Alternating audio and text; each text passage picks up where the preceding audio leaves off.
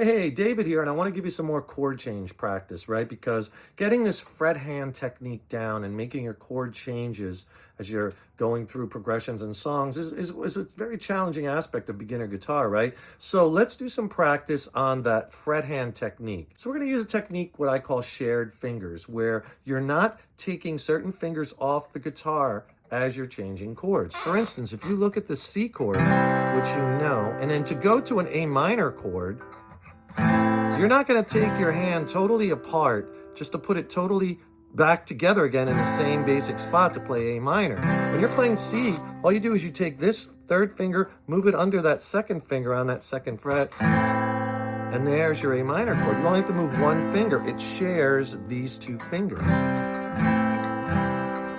Right? Now, after the A minor, if we were to play an E minor chord, you wouldn't take your whole hand apart just to find E minor again, because when you go an A minor to E minor, it shares this note right here, that E note. And all you do is you take your first finger and put it right on top of it on the A string, and there is your E minor chord. So C, notice the pinky is attached to the third finger.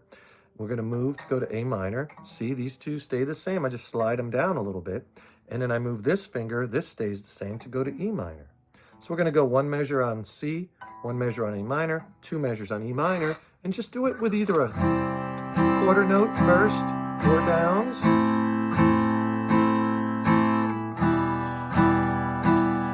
Two measures on E minor.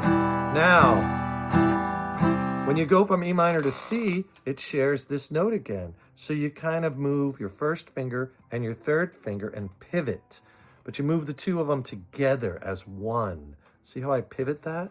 Now, once you get down with a quarter note, try it with down, down, up, down, up. A little bit more musical strum. Down, down, up, down.